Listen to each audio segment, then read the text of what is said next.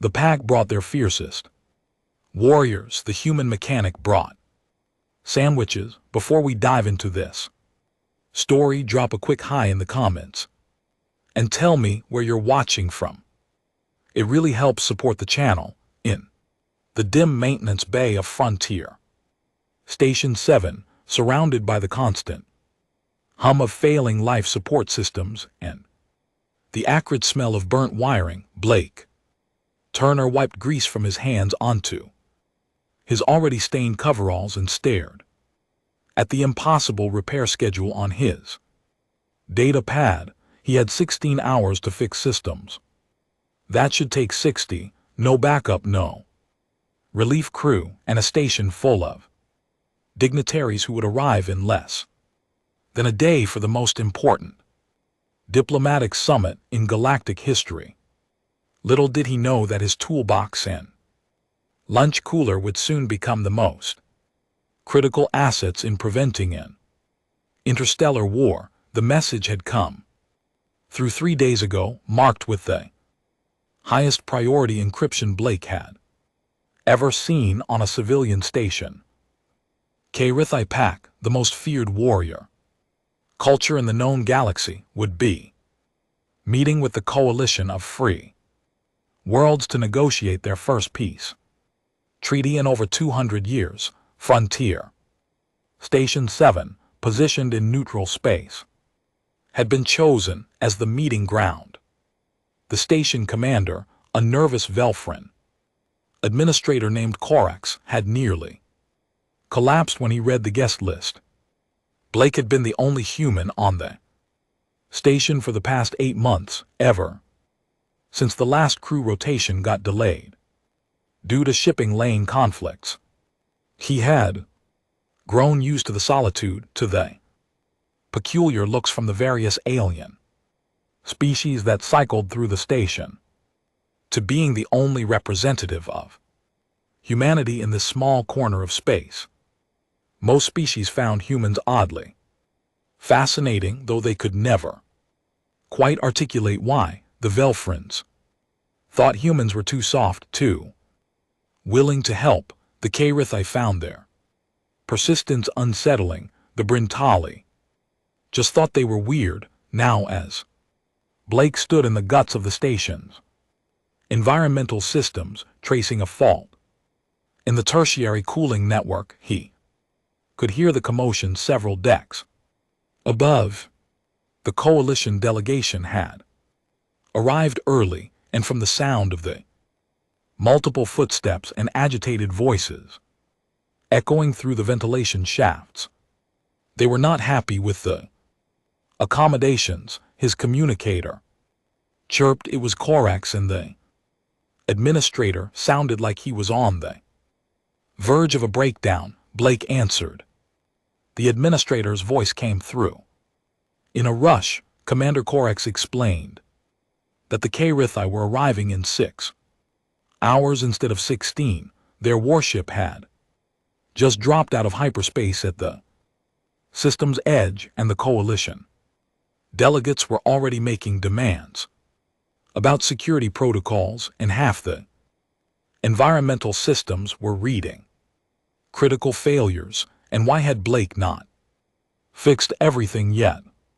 Blake took a slow breath, the kind he had learned to take when everything was on fire and people were yelling. He replied calmly that he was one person. The station needed a crew of at least 8 maintenance techs for proper operations, and he was doing the best he could, but he could not work miracles. There was a long pause on the other end. Then Corax said something that Blake had heard too many times in his career, spoken in a tone of desperate hope mixed with the particular kind of expectation that only came from not understanding how complex systems actually worked. The administrator said he had heard humans were good at miracles. Blake closed his eyes and counted to 5. He told Corax he would do what he could, then ended the call before the administrator could add anything else to the list of Impossibilities, the thing was Blake actually understood where that weird expectation came from. Humans had a reputation in the galaxy, one that had developed over the 70 years since first contact. They were the species that had gone from chemical rockets to faster than light travel in less than a century. They were the ones who looked at problems that stumped civilizations thousands of years older and asked innocent questions that somehow led to breakthroughs. They were the species that had introduced the entire galaxy to the concept of duct tape and then used it to repair a colony ship's hull breach in deep space, a fix that held for 3 years until proper repairs could be made. But Blake was not a miracle worker. He was a mechanic, a good one, sure, but still just a guy with tools and training and a really long list of broken things to fix. He made his way through the station's maintenance tunnels, a network of cramped corridors that ran behind the walls of the main areas. He had spent enough time in these passages that he could navigate them in the dark. Right now he was headed for the main environmental control hub, where he could at least get the atmospheric processors stabilized before the K-Ritha arrived. The K-Ritha. Blake had read about them, of course. Everyone had. They were the species that had fought the entire coalition to a standstill 30 years ago, a war that ended not because either side won, but because both sides ran out of resources to continue. They were tall, covered in thick fur that ranged from deep black to silvery gray, with powerful builds and eyes that could see in spectrums humans could not. They organized themselves in packs, complex social hierarchies built around strength, honor, and a concept they called the hunt, which seemed to encompass everything from actual hunting to warfare to business negotiations. They respected strength above all else. They had no patience for weakness or deception, and they were bringing their finest warriors to this negotiation, which Blake suspected was their way of saying they were taking this seriously, while also making sure everyone knew they could turn the whole station into scrap if things went wrong. Blake reached the environmental hub and opened the access panel. The mess inside made him wince. Someone, probably during the station's initial construction, had decided to save time by bundling the control circuits too tightly. Over years of thermal cycling, the insulation had degraded, and now he was looking at what was essentially a rat's nest of partial shorts and heat damage. He got to work, his hands moving with practiced efficiency. Pull the damaged sections, reroute through backup conduits, replace the burnout controller boards, rebalance the load. It was meditative in its way. This kind of work, there was a right way to do it, and if you did it right, things worked. No politics, no posturing, just cause and effect. 3 hours later, he had the environmental system stable, not perfect, but they would hold. The atmospheric mix would stay breathable, the temperature would remain comfortable for most species, and the waste recycling would not back up and create an incident that nobody wanted to think about. He was about to move on to the power distribution issues when his communicator chirped again. This time it was not Corex. The voice that came through was deep and resonant, with an odd harmonic quality that suggested it came from a throat not shaped quite like a human's. The voice identified itself as Security Chief Mordax of the Coalition delegation. The chief asked where Blake was and stated that they needed to meet immediately. Regarding security protocols for the K-Ritha arrival, Blake replied that he was in environmental control, that he was in the middle of critical repairs, and asked if this could wait. Response was immediate and sharp. Chief Mordex stated no, it could not wait, and that Blake needed to come to the main conference room immediately, and that this was not a request. Blake looked at his tool bag at the half-completed checklist on his data pad at the tangle of power conduits he still needed to address. Then he looked at his watch. The K-Ritha would be here in less than 3 hours. He made his way to the conference room, still in his grease-stained coveralls, tool belt hanging from his waist. The looks he got from the coalition delegates when he walked in ranged from confusion to barely concealed disdain. Security Chief Mordex turned out to be a K-Ritha, a species that looked vaguely like someone had crossed a bear with a lizard and then made the result 7 feet tall. His scales were a deep bronze color, and his eyes were the yellow of old amber. He looked at Blake the way someone might look at a stain on an expensive carpet. Chief Mordex asked if Blake was the human. Blake confirmed he was and asked what this was about. The K-Ritha's tail twitched, a gesture Blake had learned meant irritation. The chief explained that they had been reviewing the station's security measures and found them completely inadequate for an event of this magnitude, that the K-Ritha pack would arrive with their honor guard, their finest warriors, and the station had exactly 1 security officer, Velfrin, who looked like he might faint at a loud noise, and they needed to know what defensive capabilities Blake could provide. Blake blinked. He said he was a mechanic, not security, and his defensive capabilities consisted of a welding torch and a really heavy wrench. The room went quiet. Several delegates exchanged glances. A Brintali representative, her crystalline features catching the light in prismatic patterns, spoke up. She explained that they were told humans were warriors, that human military forces had helped in the scattering wars, that humans had a reputation for being, and here she paused as if searching for the right word. Formidable. Blake felt a headache building behind his eyes. He told them that yes, humans could fight. Humanity had a...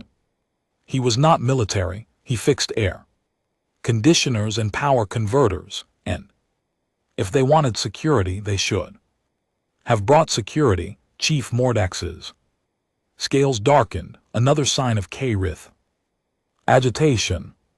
The chief stated that they did bring security, 12 armed guards, but the K-Ritha were bringing their honor guard, and a K-Ritha honor guard could tear through 12 regular soldiers like paper, and they had assumed that having a human on station meant they had someone who could, and here he gestured vaguely, even things out. Blake stared at the security chief, then at the assembled delegates, then he started laughing. He could not help it. The absurdity of the situation, the weight of their expectation, the sheer ridiculousness of thinking that one mechanic was some kind of secret weapon. It all hit him at once. The laughter died when he saw their faces. They were not joking. They actually believed this. Blake took a breath and explained as clearly as he could. He told them he understood humans had a certain reputation, but that reputation came from specific contexts. That yes, humans were persistent and creative and had done some impressive things, but he personally was just trying to keep the station from falling apart. And he had maybe 2 hours of work left before the Corinthian arrived and could He please go do that so everyone did not suffocate or freeze. There was a long silence. Finally, a Velfrin diplomat, smaller than Corix but with more elaborate head crests, spoke in a quiet voice. She said they understood that they had perhaps placed unfair expectations on Blake, but they were frightened, and the Corinthian were frightening, and they had hoped well. They had hoped for a miracle. Blake felt his irritation drain away. These were not warriors or strategists. They were diplomats, administrators, people who spent their lives in negotiations and compromises, and they were scared. He told them softly that he would do what he could, but right now what he could do was make sure the station did not kill everyone before negotiations even started, and that had to be enough. As he left the conference room, Blake heard one of the delegates mutter something about human humility being another unexpected trait. He was not sure if that was a compliment or another unrealistic expectation to add to the pile. Back in the maintenance corridors, Blake worked with renewed focus. Power distribution check, gravity generators balanced, communications array optimized. He moved through the station systems like a surgeon, finding problems and fixing them, or at least patching them well enough to last through the summit. With 40 minutes to spare before the Corinthian arrival, Blake finally allowed himself to stop. He was exhausted, covered in various types of grease and coolant, and hungry enough that his stomach was staging a protest. He made his way to his small quarters, a cramped room barely large enough for a bed and a tiny food preparation area. He had missed lunch and dinner and probably several other meals. His emergency rations were depleted from the last long repair session, but in his small cooling unit, he found the ingredients he had been saving for a special occasion that never seemed to come. Fresh bread from the last supply ship, real tomatoes grown the station's small hydroponics bay, actual cheese from a trader who specialized in human foods, and some kind of deli meat that was close enough to turkey. Blake made sandwiches, 4 of them, because he was that hungry. He wrapped 2 in preservation film for later, took a bite of the first one, and nearly cried at how good simple food could taste when you were this tired. His communicator chirped. The Corinthian had arrived. Blake grabbed his sandwiches, figured he could eat on the way, and headed for the main docking bay. He was not supposed to be there. He had no official role in the welcoming ceremony, but he wanted to see the environmental systems perform under the stress of the docking process, and that was easier to monitor from the base control room. The docking bay was massive, large enough to accommodate 3 frigates simultaneously. Right now it held the coalition's transport and a lot of nervous people in formal attire. Blake slipped into the control room, which overlooked the bay from behind reinforced glass, and pulled up the system monitors while eating his sandwich. The Corinthian ship was unlike anything Blake had seen before. It was not elegant like Velfrin designs or geometric like Cortathi vessels. It looked like someone had taken the concept of a predator and turned it into a spacecraft, all angles and aggression, with weapon ports that did not even pretend to be anything else. The ship docked with surprising gentleness. Airlock cycled, and then the Corinthian emerged. They were bigger than Blake had imagined. The shortest of them had to be at least 7.5 feet tall, with shoulders broad enough that they had to turn slightly to fit through the Airlock, their fur was primarily dark, gray with patterns that Blake suspected had cultural significance. They moved with a fluid grace that seemed wrong for creatures that large, like watching tigers walk on their hind legs. At the front was clearly the pack leader. Her fur was almost black, shot through with silver that caught the light, and she carried herself with an authority that needed no announcement. Behind her came the honor guard, 6 warriors who looked like they could tear a bulkhead apart. With their bare hands, the coalition delegation stepped forward, led by the small Velfrin diplomat from earlier. She began the formal greetings, her voice steady despite the fact that she barely came up to the pack leader's waist.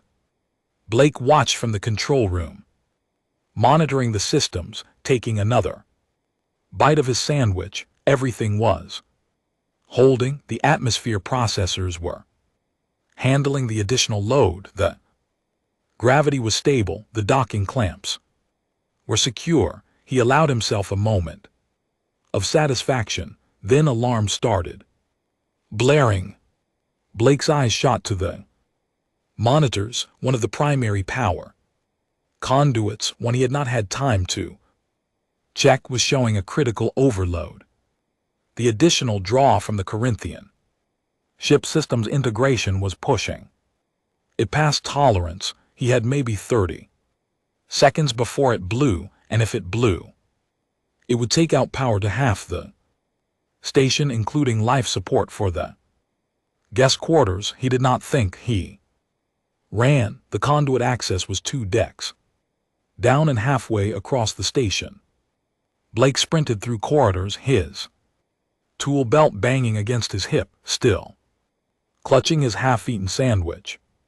Because his brain had not caught up enough to tell him to drop it, he reached the access panel, yanked it open, and was hit by a wave of heat that spoke of imminent catastrophic failure. The conduit was glowing, literally glowing, the metal taking on a cherry red color. That meant the insulation inside was already burning. He had seconds, not minutes. Blake grabbed the emergency cutoff, a manual lever that required about 100 pounds of force to activate.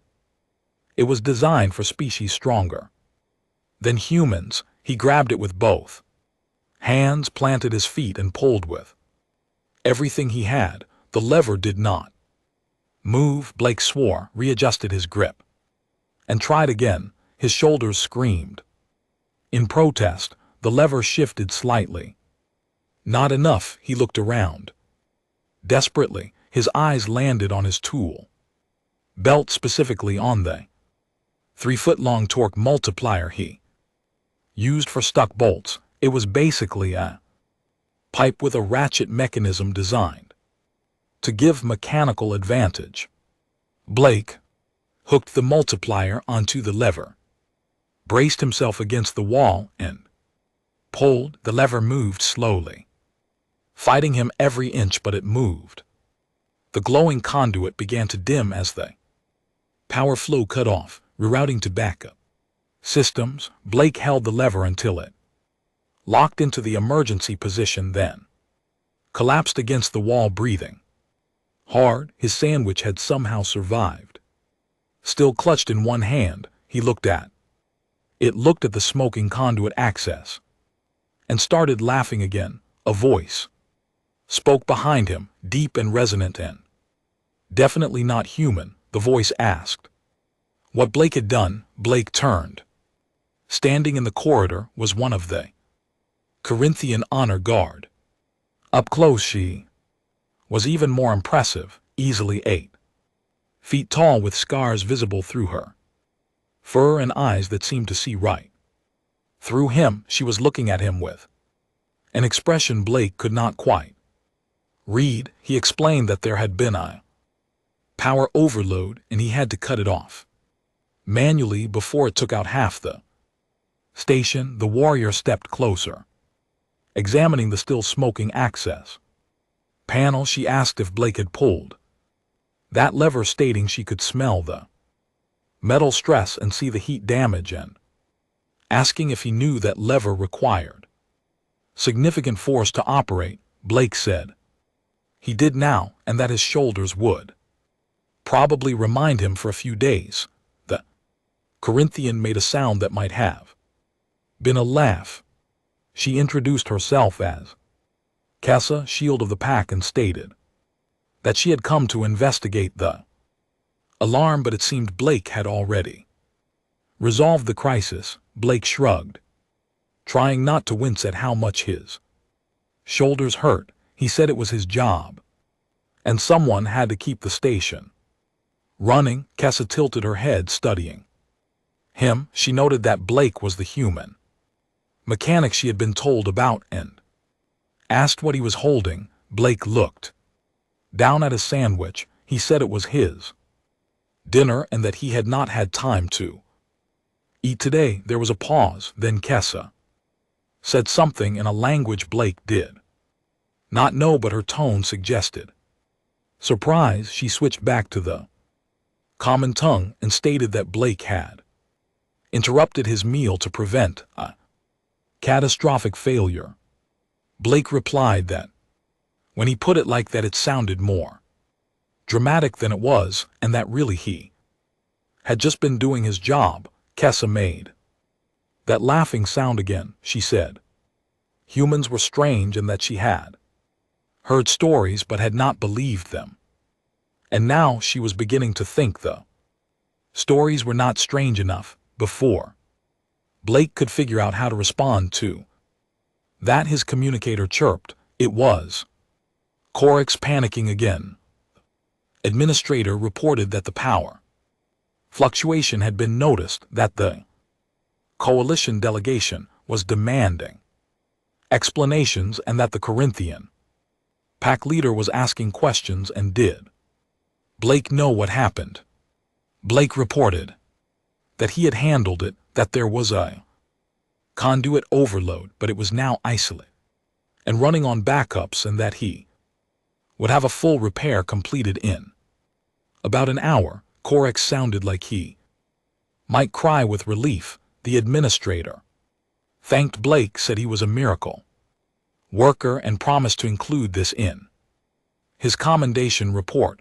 Blake ended the call and found Kessa still watching him with that unreadable expression. She said that she would report to the pack leader that the situation was under control, and that Blake had demonstrated proper behavior in a crisis. Then she paused and added that if Blake was going to repair the damage, she would accompany him, as it seemed like events occurred around him that might require a warrior's presence. Blake was not sure if that was a compliment, a threat, or just an observation, but he nodded and got to work on the conduit repair. Kessa stood watch, her presence both intimidating and oddly comforting. She asked questions as he worked, genuinely curious about what he was doing. Blake found himself explaining the principles of power distribution, thermal management, and why the original installation had been done wrong. Kessa listened intently. At one point she observed that maintaining a station's systems was not unlike maintaining PAX territory, that both require constant attention, understanding of complex interconnected systems, and the ability to respond quickly to threats. Blake had never thought of it that way. But she was right. He said as much, and Kessa made an approving sound. The repair took 2 hours, not 1. By the time Blake finished, the formal reception had ended, and the station had settled into an uneasy quiet. The coalition and the K-Rithai were in their respective quarters, probably preparing for the actual negotiations that would begin in the morning. Blake was exhausted. He had been awake for nearly 20 hours straight, and his body was reminding him of every one of them. Kessa walked with him back to the main level, still asking occasional questions about the station systems. When they reached a junction where their paths diverged, she stopped. She told Blake that she would inform the pack leader of his competence, that it was rare to meet someone who took their responsibilities so seriously, and that the K-Rith valued such dedication. Then she added something that made Blake pause. She said that many species seemed to think strength was only about fighting, but the K-Rith knew better, and that keeping people alive and safe required its own kind of strength, one that Blake clearly possessed. Blake did not know what to say to that. He settled for a simple thank you, and Kessa nodded before heading toward the K-Rith quarters. Back in his own small room, Blake collapsed onto his bed, too tired to even remove his boots.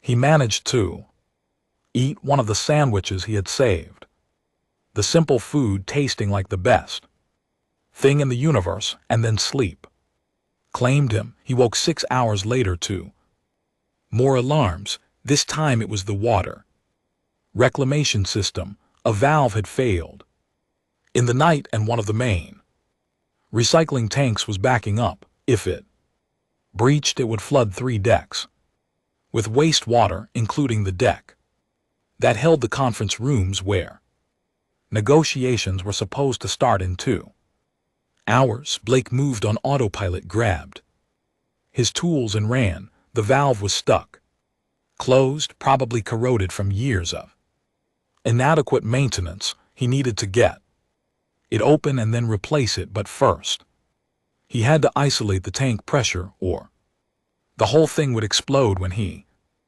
removed the valve assembly, the isolation controls were manual, requiring someone to physically turn a series of wheels in sequence. Blake started the process, his still sore shoulders protesting every rotation. He was halfway through when he heard footsteps behind him. It was Kessa again, along with 2 other K-Rith warriors. She asked what the crisis was.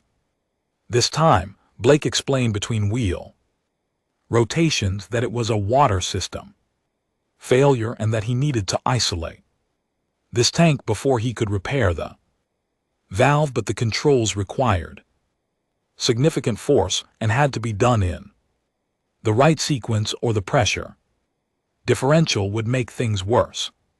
Kessa studied the setup for a moment, then spoke to her companions in the K-Rith language. They nodded and took positions at different wheels.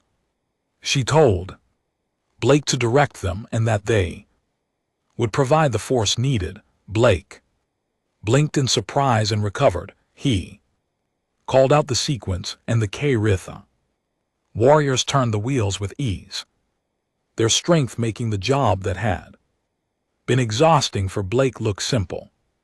In minutes, they had the tank isolated. Blake got to work on the valve replacement. Kessa watched occasionally, handing him tools when he needed them, somehow knowing which one he wanted. Before he asked, the other 2 warriors stood guard, though what they were guarding against in a maintenance tunnel, Blake was not sure. As he worked, Blake asked what had brought them to this section of the station at this hour. Kessa explained that she had been thinking about what Blake had said about interconnected systems, and had decided that the K-Rith should understand the station better, so she was conducting what humans might call a patrol, learning the corridors and critical systems. Then she added that it was fortunate they were nearby when this crisis occurred. Blake agreed it was fortunate and thanked her for the help. She replied that it was proper behavior, that pack members assist each other with challenges, and while Blake was not K-Rith, he had proven himself worthy of such assistance. The valve replacement Completed, Blake restored the system. Pressure gradually, monitoring for leaks, everything held, the water. Reclamation was back online, crisis averted. Kessa asked how often Blake had to perform such emergency repairs. Blake admitted that since he was the only maintenance technician on the station, pretty much every day brought some kind of crisis, and that he had been running on minimal sleep for months, but that was just how it was on understaffed stations on the frontier. Kessa was quiet for a long moment, then she said something that sounded like a growl, but that Blake was learning indicated deep thought. She stated that this was not acceptable, that this size should have proper support, and that allowing one person to carry such burden was poor resource management at best and cruelty at worst. Blake shrugged. He said the coalition had budget issues and staffing shortages, and that frontier stations were low priority, and that he had signed up for the job knowing it would be hard. Kessa made that growling, thinking sound again, but did not respond further. They made it back to the main level just as the morning shift began. Such as it was, the negotiations were scheduled to start in an hour. Blake desperately wanted a shower and food, but he settled for washing his hands and face in a maintenance room sink and eating the last sandwich he had made the day before. It was a bit stale, but still edible. He was about to head back to his quarters when Corex found him. The administrator was even more agitated than usual, his head crests vibrating with stress. Commander Corex stated that they had a serious problem, that the coalition delegates had requested a particular temperature range for the negotiation room, and the Kairithai had requested a different range, and the room's environmental controls could not accommodate both without creating uncomfortable gradients. And could Blake fix it? Blake looked at his data pad at the room in question, at the environmental specifications.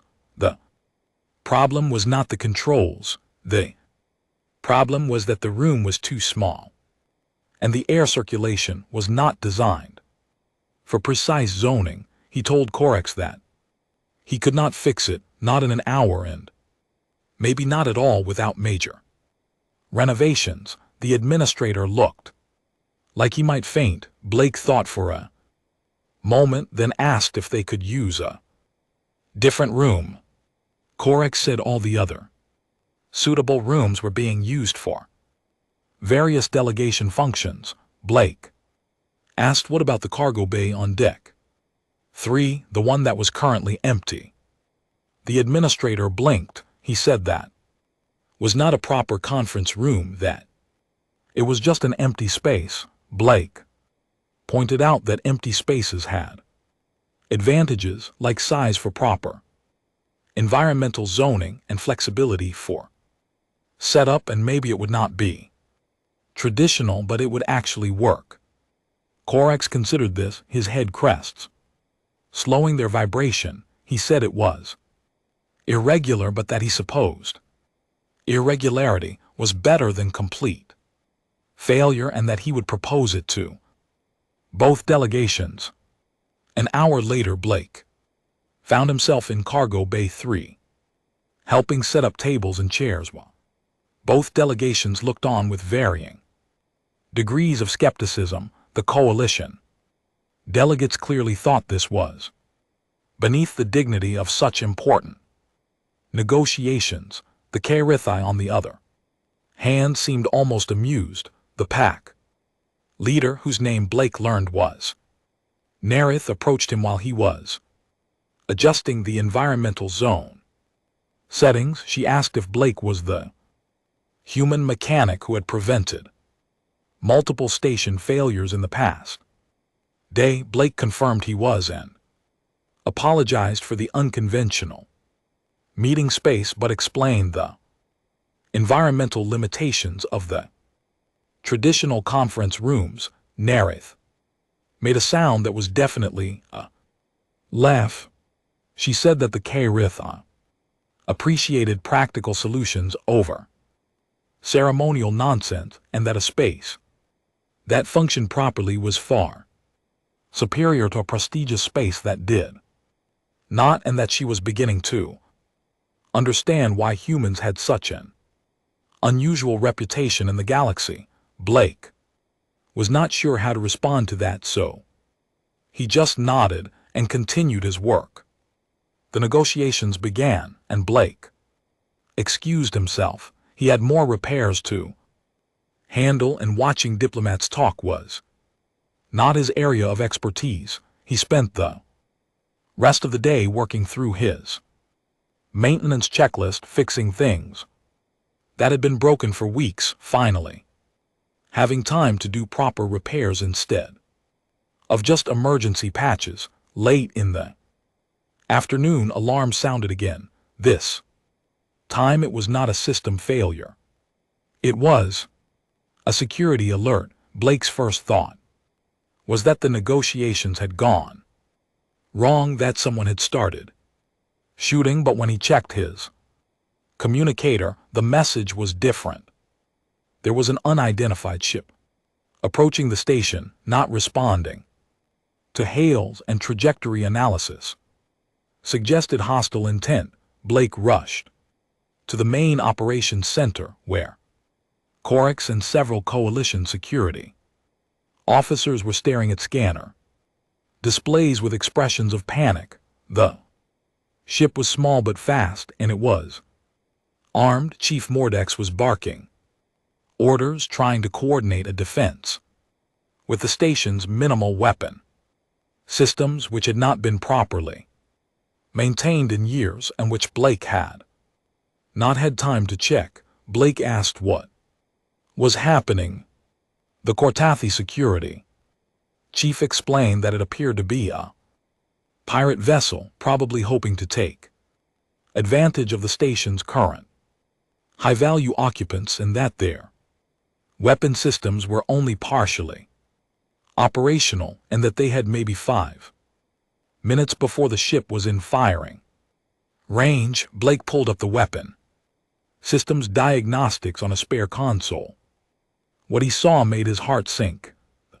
Targeting systems were completely offline. The power feeds were barely functional, and the main plasma cannon had a fault in its magnetic containment. That meant it would probably explode if they tried to fire it. He told Chief Mordex that they could not use the weapons, that attempting to fire would likely destroy the station faster than the pirates could. The security chief's scales went pale. He asked what they should do then. Before Blake could answer, the door to operations opened, and Nerith strode in, followed by Kessa and the other honor guard members. The pack leader asked what the situation was, her tone commanding immediate answers. Chief Mordex explained about the pirate ship, the non-functional weapons, the approaching threat. Nerith listened, then asked a simple question. She asked where the pirates would dock if they intended to board. Blake brought up the station schematic and highlighted the most likely access points, the airlocks that would be easiest to breach. Nerith studied the display, then spoke to her honor guard in their own language. They responded with what sounded like eager affirmatives. She turned back to the coalition officers and stated that the Kortathi would handle the borders, that this was a situation that required warriors, and that they should focus on protecting the delegates and non-combatants. Chief Mordex looked like he wanted to argue, but clearly thought better of it. He nodded and started organizing the evacuation of non-essential personnel. Blake started to leave with the others, but Kessa stopped him. She said that Blake knew the station better than anyone, and that his knowledge of access, routes, and system controls could be valuable in a fight. Blake pointed out that he was not a fighter. Kessa replied that he did not need to be, that he needed to be what he was, someone who understood how things worked, and that she suspected that would be more useful than another set of claws. So Blake found himself following the Cortathi honor guard through the station's corridors, his mind racing through possibilities. The pirates would try to breach through airlock 7. He was almost certain it was the oldest, the easiest to override, and the closest to the command center. He told Kessa his analysis. She agreed and positioned her warriors accordingly. Then Blake had an idea. It was crazy, probably dangerous, and definitely not in any maintenance manual, but it might work. He asked Kessa if she could give him 2 minutes before the pirates breached. She looked at him with those intense eyes and asked what he planned to do. Blake explained that airlock 7 had a safety feature, a pressure equalization system that could be manually overridden, and that if he disabled the safeties and adjusted the atmospheric pressure in the lock chamber, he could create conditions that would be very uncomfortable for whoever was inside.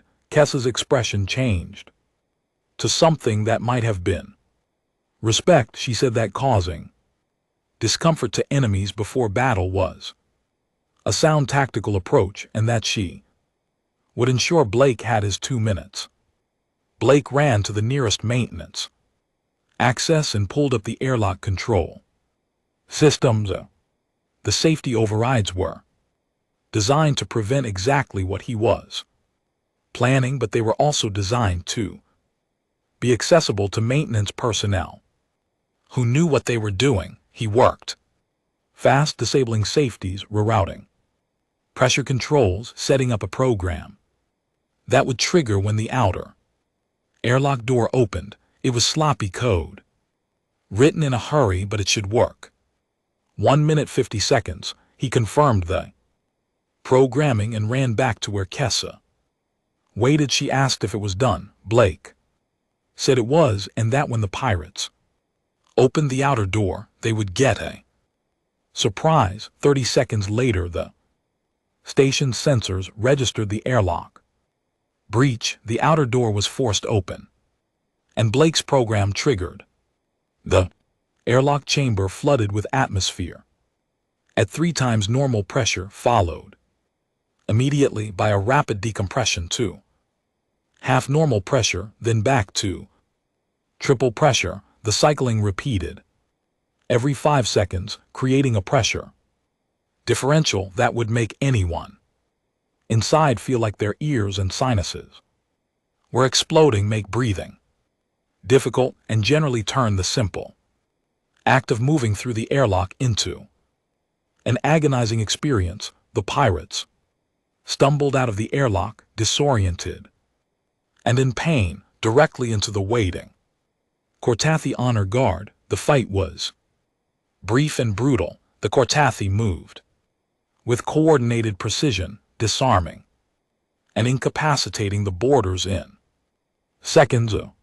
It was like watching a demonstration of overwhelming superiority, a reminder of why the Cortathi had fought the entire coalition to a standstill. When it was over, 12 pirates lay unconscious or groaning on the deck, and not a single Cortathi had taken a serious injury. Nerith herself had come to observe the resolution. She looked at the disabled pirates, then at the still cycling airlock, then at Blake. She asked if Blake had created the pressure trap. Blake confirmed he had, explaining that it was just a modification of the safety systems, and that he would need to reset everything once they had the pirates secured.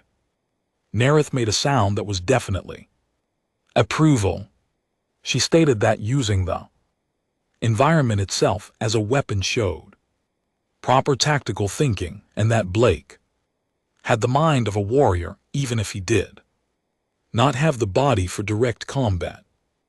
Blake was not sure if that was a compliment, but Kessa seemed pleased, so he took it as one. The coalition security forces arrived and took custody of the pirates. Chief Mordex approached Blake with an expression that mixed gratitude and disbelief.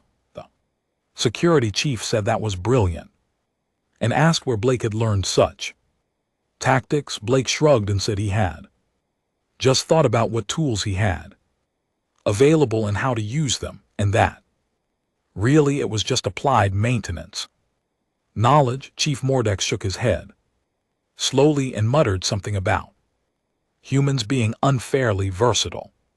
With the immediate crisis resolved, Blake reset the airlock safeties and made sure the systems were back to normal operation. The pirate ship it turned out had fled when their boarding party stopped reporting in. The coalition was sending a patrol to track them down, but that was someone else's problem now.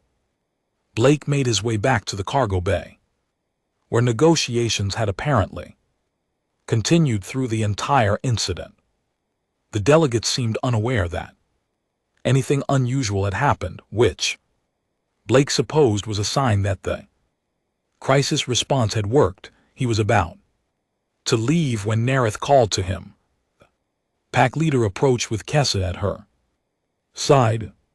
Nerith stated that the Kortathi had been observing Blake since their arrival, and that they had discussed him among themselves, and that they had reached a conclusion they wished to share. Blake waited, uncertain what to expect. The pack leader explained that the Kortathi had come to these negotiations with certain expectations about the coalition, most of them negative based on past experiences, but that Blake had challenged their assumptions, and that watching one individual maintain an entire station through knowledge and determination had shown them something important about the species that made up the coalition. She continued, saying that the Kortathi valued strength, but that they had learned through centuries of warfare that strength took many forms, and that the ability to maintain, to repair, to keep systems and people functioning under adverse conditions was a strength that deserved recognition. Blake did not know what to say. He managed to thank her for the kind words. Nerith was not finished. She stated that the negotiations were proceeding well, better than expected, and that the Kortathi had decided to propose something unprecedented in the final agreement, a cultural exchange program that would place Kortathi observers with various coalition species to learn their different forms of strength.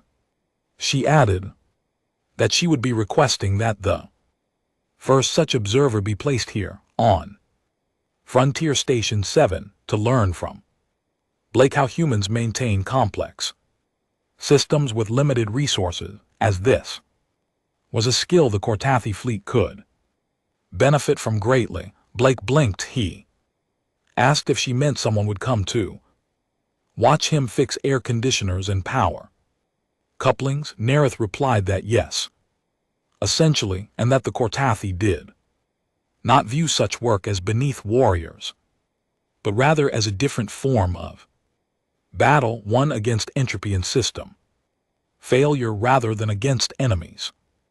Kessa added that she had volunteered for this assignment as she found Blake's approach to problem-solving fascinating and believed she could learn much.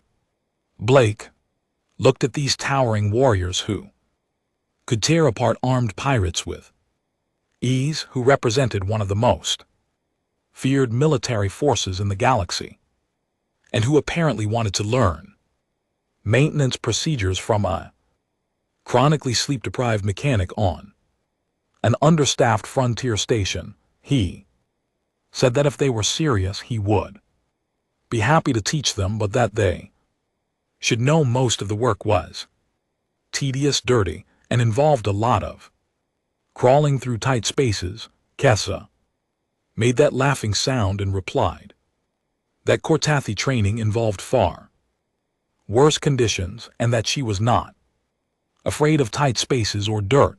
The negotiations concluded successfully 2 days later. The treaty was signed, establishing trade routes and cultural exchanges and a framework for peaceful coexistence that many had thought impossible. The coalition delegates congratulated themselves on their diplomatic skills. The Corinthian acknowledged that productive dialogue was possible when participants acted with honor. Blake spent those 2 days doing what he always did, keeping the station running, but now he had help.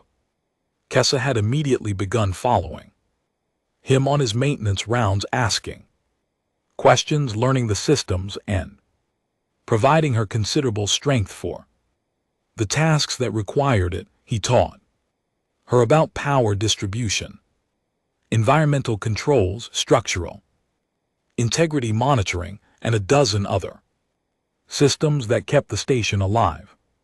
She absorbed the information with an intensity that reminded Blake of military briefings, treating each lesson like vital intelligence. On the final day, as the delegations prepared to depart, Corix found Blake in one of the maintenance tunnels. The administrator said that he had received word from Coalition Command that they were sending additional maintenance staff to the station, that Blake's reports of operating alone had apparently been escalated during the summit, and that the Corinthian pack leader had personally messaged the coalition leadership about the unacceptable conditions on Frontier 7. Blake was stunned. He asked if Nerith had really done that. Corix confirmed she had, and that her message had been the administrator consulted his data pad, blunt and unflattering regarding the coalition's resource allocation priorities, and that apparently when a Corinthian pack leader makes a formal complaint, people listen. Blake felt something warm in his chest that might have been gratitude or might have been the realization that he would not be alone anymore. The delegations departed. The coalition ships left first, the diplomats pleased with their success. The Corinthian followed, their warship as intimidating, leaving as it had been arriving, but Kessa stayed. She had officially been assigned as the first Corinthian observer with authorization to remain on Frontier 7 for a minimum of 6 months to study human maintenance and engineering practices. Blake showed her to the quarters that had been hastily prepared, much larger than his own small room, but still modest by any standard. She looked around the space and stated it was adequate, then asked when they would resume training. Blake laughed and said they could start tomorrow, that today he was going to sleep for 12 hours and eat a real meal, and that she should rest too. Kessa replied that Corinthian required less sleep than humans, and that she had been researching human food preparation and was interested in learning about this concept of sandwiches. Blake stared at her. He asked if she meant she wanted to learn how to make sandwiches. She confirmed this, explaining that she had observed Blake eating them during crisis situations, and that any food that could be consumed while responding to emergencies seemed tactically valuable. So Blake found himself in his tiny quarters teaching an 8-FT tall Corinthian warrior how to make a sandwich. He showed her the bread, the various ingredients, the layering, Technique, the importance of not overfilling or the whole thing falls apart. Kessa listened with the same intense focus she brought to learning. About power systems, she asked about optimal meat-to-vegetable ratios, the structural integrity of different bread types, and whether there were formal protocols for condiment application. Blake assured her there were no formal protocols, that sandwiches were about personal preference and using what you had available. She considered this, then stated that this flexibility and adaptability, even in food preparation, seemed very human, and that she was beginning to understand why humans were successful despite often lacking the physical advantages of other species. They made sandwiches together. Blake used his usual ingredients. Kessa experimented with combinations that seemed random to Blake, but that she insisted were based on Corinthian flavor profiles. The result looked strange, but she seemed satisfied. They ate in comfortable silence, sitting in Blake's small quarters, an exhausted human mechanic and a Corinthian honor guard, sharing a meal after preventing a war and surviving a pirate attack and keeping a station running through sheer determination. Kessa broke the silence. She said that her pack leader had been correct, that strength took many forms, and that she was honored to learn from Blake. Blake replied that he was just doing his job and that anyone could do it with the right training. Kessa disagreed. She said that many could learn the technical skills, but that what Blake had demonstrated went beyond technical knowledge, and that it was the combination of knowledge, persistence, creativity under pressure, and the willingness to help others even at personal cost that made him remarkable. Blake felt his face heat up. He was not good with compliments, especially ones that serious. He changed the subject, asking Kessa about Corinthian engineering practices, genuinely curious about how their ships maintained such reliability despite their aggressive designs. She brightened at the question and began explaining Corinthian maintenance philosophies, which turned out to involve a lot of redundancy and a cultural emphasis on taking care of one's tools and equipment that bordered on spiritual. They talked for hours, trading knowledge, comparing approaches, finding unexpected common ground between human improvisation and Corinthian dedication to proper maintenance. Next morning, the first of the new maintenance staff arrived, 3 technicians sent by Coalition Command, with apologies for the previous understaffing and assurances that Frontier 7 would now have proper support. Blake spent the day showing them the station systems, introducing them to his patchwork of repairs and workarounds, explaining which things were critical and which could wait. They looked at him with a mix of respect and disbelief when they realized he had been maintaining everything alone. One of them, a Velforan named Sorix, asked how Blake had survived without going insane. Blake shrugged and said, "You just did what needed doing, one task at a time." Sorix shook his head and said that humans were either crazy or blessed, and he was not sure which. Kessa, who had been observing the training, stated that humans were neither crazy nor blessed, but rather possessed a particular form of practical stubbornness that served them well in adverse conditions. The new technicians stared at the Corinthian warrior. Blake introduced her and explained the observer program. They looked even more confused but nodded and accepted it. This was a frontier station where things happened over the following weeks. Routine developed. Blake and his new team maintained the station, which was much easier with proper staffing. Kessa learned everything she could, asking endless questions, taking detailed notes, and occasionally offering insights from Corinthian practices that actually improved their procedures. Word of the unusual partnership spread through coalition space. Other species began requesting Corinthian observers. The cultural exchange program expanded beyond anyone's initial expectations. Blake received a commendation from Coalition Command, official recognition, for his role in maintaining the station during the summit and preventing the pirate attack. He filed it away and went back to work. 6 months passed quickly.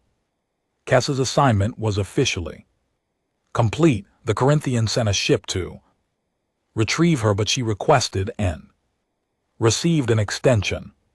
She told Blake that she had not yet learned everything she wanted to learn, and that her reports back to the pack had generated significant interest in human engineering approaches. Blake asked what she had told them. She explained that she had reported on human ability to maintain complex systems with minimal resources, on the creative problem solving humans employed when proper solutions were not available, on the tendency of humans to help others even when not required to do so, and on the peculiar human practice of making food that could be eaten during crisis situations. Blake laughed and said that she had basically written a report about his sandwich-making skills.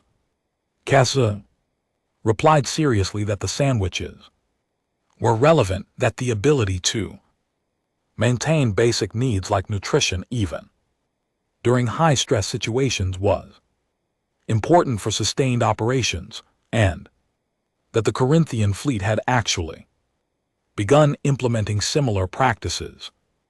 After reading her reports, Blake blinked. He asked if she meant the Corinthian military was now eating sandwiches. She confirmed this, adding that the concept of portable, customizable nutrition had been well received, and that several pack leaders had sent requests for more information on optimal sandwich construction techniques. Blake started laughing and could not stop. The image of fierce Corinthian warriors carefully assembling sandwiches according to tactical nutrition guidelines was too absurd and too wonderful. Kessa watched him laugh, her expression fond. She said that this was very human too, finding humor in unexpected places, and that it was one of the things she had come to appreciate most about his species. A year after the summit, Frontier Station 7 had transformed, properly staffed, well maintained. It had become a hub for coalition and Corinthian cooperation. More observers came from both sides, learning from each other, building relationships that would have been impossible before. Blake trained them, all human and alien alike, sharing his knowledge freely. He taught Corinthian about improvisation, Velferans about persistence, Cortathi about creative problem solving, and he learned from them too, incorporating their techniques, their perspectives, their different approaches to the same problems. The station commander position changed. Corex was promoted to a position at coalition headquarters, replaced by a human administrator named Sarah Morgan, who actually understood maintenance requirements and who made sure the station got the resources it needed. Blake met with her on her first day. She reviewed his records, his repair logs, his reports from the year of solo operation. She asked how he had managed without completely burning out. Blake thought about it. He said that someone had to do it, and that the work mattered, and that when you break it down, to individual tasks instead of looking at the overwhelming whole. Most things are manageable.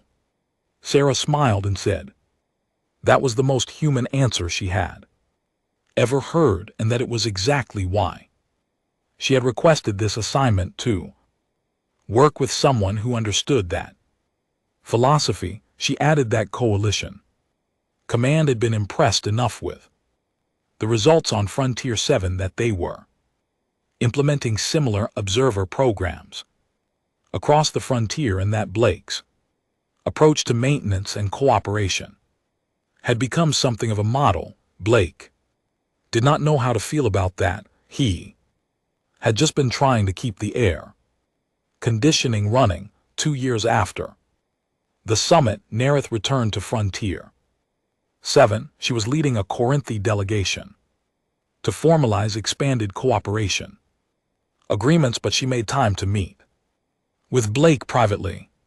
She told him that the cultural exchange he had helped start had changed Corinthi society in ways she had not anticipated, that exposure to human persistence and creativity had influenced everything from military tactics to civilian infrastructure management, and that the Corinthi owed him a debt.